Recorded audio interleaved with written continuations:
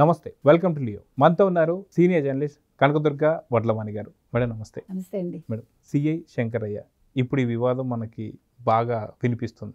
అదేవిధంగా సిఐ శంకరయ్య ముఖ్యమంత్రి నారా చంద్రబాబు నాయుడు గారికి 1,45,00,000 పరిహారం చెల్లించాలని, అదేవిధంగా అసెంబ్లీ సాక్షిగా క్షమాపణ చెప్పాలని చేసిన వ్యాఖ్యలు మనకు తెలిసిందే. కోర్టు నుంచి నోటీసులు పంపించాడు. ఇప్పుడు దాని మీద స్పందిస్తూ చంద్రబాబు నాయుడు గారు, లేదు దీని వెనక ఏదో రాజకీయ ప్రత్యర్థులు ఉన్నారు, చాలా బలంగా ఇలాంటి కేసులు తనతో వేయిస్తున్నారని చెప్పి మాట్లాడుతున్నారు. సో నిజంగా అంత దమ్ము ధైర్యం సిఐ శంకరయ్యకు ఉందా లేదా అంటే ఏం చెప్తారు? అసలు సిఐ శంకరయ్య మీరు అన్నట్టుగా కోర్టుకు వెళ్ళి 1,45,00,000 నష్టపరిహారము ప్లస్ అసెంబ్లీ సాక్షిగా ముఖ్యమంత్రి చంద్రబాబు నాయుడు గారు క్షమాపణ చెప్పాలి అని డిమాండ్ చేస్తున్నారంటే శంకరయ్యకి అంత కలేజా ఉంటుందా? ఇజ్ ఇట్ పాసిబుల్ అంటే ఖచ్చితంగా కాదు, లేదు. ఎందుకంటే నిన్న జగన్మోహన్ రెడ్డి కమిటీలన్నీ వాళ్ళతో మాట్లాడారు, మీరు గమనించుంటారు. సో లాయర్స్తో ప్రత్యేకంగా మాట్లాడి వాళ్ళకి ఏం చెప్పాడంటే, ఈరోజు పెద్దన్న పాత్ర పోషిస్తున్నది ఈ లాయర్లే, మీరందరూ కూడా. అంటే ఇవాళ అడిగితే కానీ అమ్మైనా పెట్టదు, కోరితే కానీ దేవుడైనా వరం ఇవ్వడు, మీరు పిటిషన్ వేస్తే కానీ ఒక కేసు ముందుకెళ్ళదు అని ఒక స్టేట్మెంట్ ఇచ్చాడు నిన్న. మీకు 2.0లో జగన్ మీ అందరికీ చాలా చేస్తాడు, మీకు ఒక సర్ప్రైజ్ ఉంటుంది అన్నట్టుగా మాట్లాడాడు. అంటే నేను ఇది ఎందుకు చెప్పానంటే, ఇవాళ సిఐ శంకరయ్య ఎవరైతే ఉన్నారో ఆయన వెనకాలన్న లాయర్స్ అందరూ కూడా హూ ఎవర్ ఇట్ ఇస్, ఖచ్చితంగా వాళ్ళ వెనకాల జగన్మోహన్ రెడ్డి ఉన్నారు. ఇది క్లియర్ కట్గా మీకు తెలుస్తుంది. ఎందుకంటే లాయర్లను ఉద్దేశించి మాట్లాడాల్సినంత అవసరం ఏమొచ్చింది అంటే, లాయర్లు లేకపోతే ఇవాళ జగన్మోహన్ రెడ్డి లేడు, లాయర్లు లేకపోతే ఇవాళ వైసీపీలో కేసులు ఎదుర్కొంటున్న వాళ్ళు లేరు, లాయర్లు లేకపోతే ఇవాళ వైసీపీ లేదు. అందుకని ఇవాళ ప్రథమ తాంబూలం వాళ్ళకి ఇస్తున్నాడు ఆయన. అంటే పెద్దపీట వేశాడు, వేయాల్సి వచ్చింది, ఎందుకంటే కేసుల్లో ఇరుక్కున్నాడు కాబట్టి. లేకపోతే లాయర్లు అనే వాళ్ళు అంత గుర్తించాల్సిన పని ఉందండి? అంటే మామూలుగా వాళ్ళొక వృత్తి, అది పొలిటికల్ పార్టీకి సంబంధం లేదుగా. ఇప్పుడు ఏమైనా పోనీ ఒక కుండలు చేసేవాడిని పిలిచి వాళ్ళందరినీ ఆ క్లాన్ని సన్మానించలేదుగా, మీరు పెద్దన పాత్ర పోషిస్తున్నారు, మాకు అన్నం వండుకోవడానికి గిన్నెలు ఇస్తున్నారు అనలేదుగా, నేను కుర్చీ చేస్తున్నారని వడ్రంగి వాళ్ళని పిలిచి మాట్లాడలేదుగా, మా ఆవిడకి నగలు చేసి ఇస్తున్నారని విశ్వకర్మలతో మాట్లాడలేదుగా, మాకు పూజలు చేయిస్తున్నారని వచ్చి బ్రాహ్మిన్స్తో మాట్లాడలేదుగా, లేకపోతే తిరుమల తిరుపతి దేవస్థానానికి సంబంధించి రమణ దీక్షితులు కాకుండా మిగతా వాళ్ళని పిలిచి సన్మానించలేదుగా, లేకపోతే వాళ్ళకి ఏమీ ఒక హామీ ఇవ్వలేదుగా. అంటే ఎవరు అవసరం తనకి, ఎవరెవరు దేనికి పనికి వస్తారో వలేసి పట్టడంలో ఆరితేరిన వాడు జగన్. అంటే వీళ్ళ వల్ల నాకు ఈ పని అవుతుంది అనుకుంటే వాళ్ళని దువ్వుతాడు, వాళ్ళని వాడుకుంటాడు, ఒక ఫైన్ మార్నింగ్ వాళ్ళని తీసుకెళ్ళి జైల్లో పడేస్తాడు. అంటే గతంలో ఇప్పటిదాకా ఉన్న ఐపీఎస్లు ఐఏఎస్లు ఉన్నటువంటి పరిస్థితే రేపొద్దున న్యాయవాదులకు కూడా పట్టే అవకాశం ఉందని చెప్పి మీరు అంటారు. అయితే ఇక్కడ మనం చూసుకుంటే వైఎస్ వివేకానందరెడ్డి గారికి సంబంధించిన హత్య కేసులో సిఐ శంకరయ్యది చాలా ప్రధానమైనటువంటి ఒక పాత్ర సంగతి తెలిసిందే. సిబిఐ కూడా పిలిచి ఎంక్వైరీ చేసినప్పుడు, అవును నన్ను బలవంతంగా బెదిరించి మరి నాతో ఇవన్నీ చేయించాలని చెప్పేసి అన్నాడు, అది అయిపోయింది. కానీ కోర్టుకి ఇప్పటిదాకా రాలేదు. సో కోర్టుకి రాని సిఐ శంకరయ్య ఈరోజు కోర్టు మెట్లు ఎక్కి నోటీసులు ఇచ్చాడంటే దాన్ని ఎలా చూడాలి? ఇప్పుడు మీకు ఏ కేసులు ఎదురుగుండా ఉన్నాయండి రెడీగా రాబోతున్నవి? ముఖ్యమైనవి మెయిన్గా వివేకానందరెడ్డి కేసు అత్యంత తొందరలో రాబోతోంది. తర్వాత ఈయనది సిబిఐ ఎంక్వైరీలంతా ఉన్నాయి కదా జగన్మోహన్ రెడ్డిది. ఇప్పుడు ముఖ్యంగా మీరు అన్నట్టు వివేకానంద రెడ్డి హత్య కేసుకు సంబంధించి 5-6 వారాల్లో దాన్ని తేల్చండి అని కోర్టు చెప్పడం జరిగింది. సో దాన్ని ఎలా ఆపాలి? ఆపడానికి ఉన్న ఏకైక వ్యక్తి ఎవరు? ఇంతవరకు ఎవరైతే వివేకానంద రెడ్డి హత్యకి సంబంధించి అంటే నిందితులు కావచ్చు, లేదు చూసిన వాళ్ళు కావచ్చు, మరొకళ్ళు కావచ్చు, 6 పరలోకానికి వెళ్ళిపోయారు. ఇంకా మిగిలింది ఎవరు? సిఐ శంకరయ్య.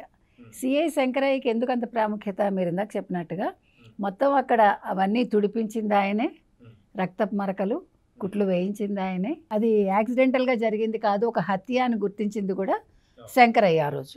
అయితే దీన్ని చూశాక వెంటనే మీరు ఇందాక చెప్పినట్టుగా పై అధికారులకి ఏమీ చెప్పకుండా, ఇన్ఫామ్ చేయకుండా ఆయన అవినాష్ రెడ్డికి చెప్పి వాళ్ళ బ్రదర్ మన చచ్చిపోయాడు డాక్టర్ అభిషేక్ రెడ్డి, ఆయన పిలిపించి కుట్లు వేయించి అవినాష్ రెడ్డి గారు తుడిచారో దగ్గరుండి తుడిపించారో, రక్తపు మరకలు తుడిచేసి గబగబా మొత్తం దాన్ని ఒక యాక్సిడెంట్గా చిత్రీకరించడానికంటే ఆయన పడిపోయి తలకి దెబ్బ తగిలింది అన్నట్టుగా, లేదు గుండెపోటు అన్నట్టుగా ఒక చిత్రీకరించారు అక్కడ. అది ఎవరికీ తెలియదు, ఆయన కుట్లు పడ్డ విషయం కూడా ఎవరికీ తెలియదు.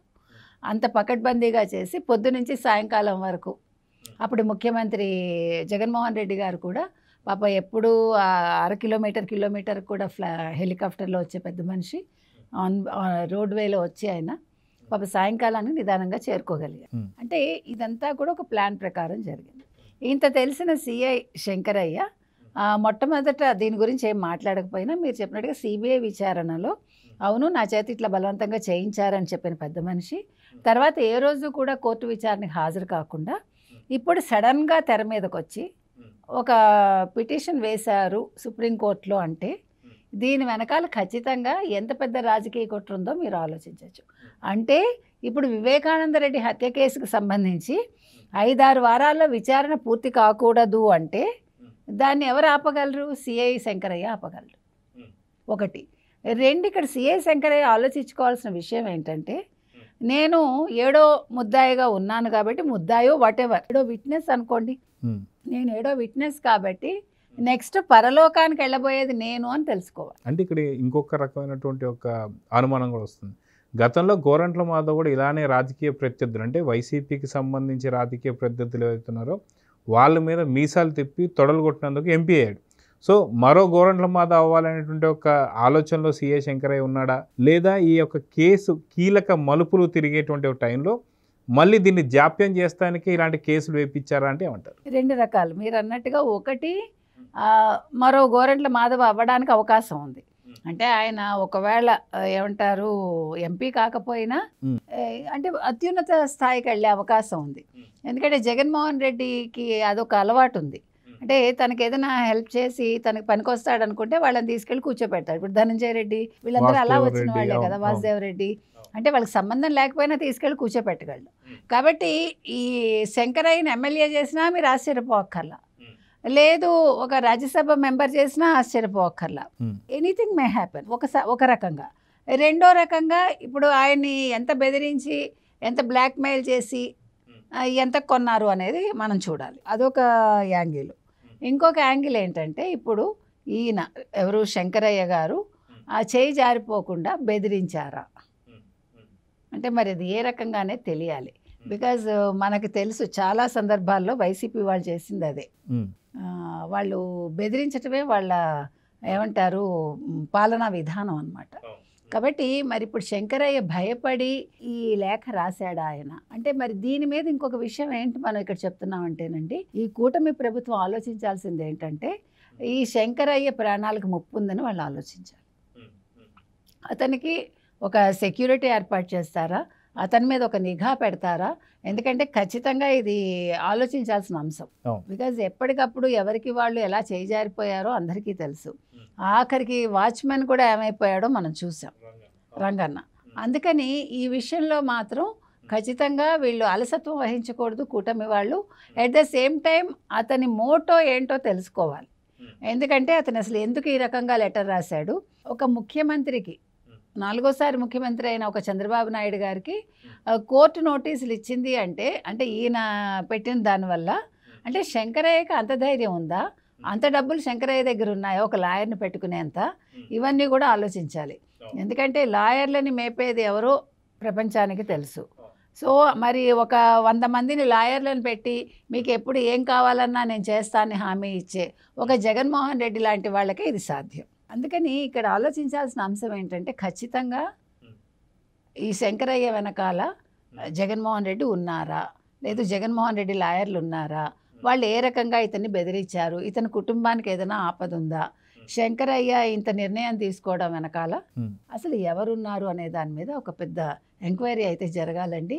ఇది చిన్న విషయం కాదు. ఇంకొకటి, ఇప్పుడు ఈ మొత్తం కేసులో కీలక మలుపు తిప్పింది శంకరయ్య కాబట్టి, వాస్తవాలు వెల్లడించింది శంకరయ్య కాబట్టి, ఇప్పుడు శంకరయ్య ప్రాణాలకి ముప్పు ఉంది కాబట్టి భద్రత కల్పించాల్సిన ఆవశ్యకత ఎంతైనా ఉంది. ప్రభుత్వం దాని మీద దృష్టి సారించాలి. సో చూద్దామండి, ఖచ్చితంగా ఏదైతే ఈ యొక్క వివేకానంద రెడ్డి కేసులో ఖచ్చితంగా ఒక కీలక మలుపు జాప్యం చేస్తానికే ఈ శంకరయ్యని తీసుకొచ్చారా, ఒక లేదంటే శంకరయ్య బలి కాబోతున్నాడు కొన్ని అనుమానాలు అయితే ఉన్నాయి. సో చూద్దాం జరగబోతుందో. నమస్తే. నమస్తే. Please subscribe to Leo News for more videos.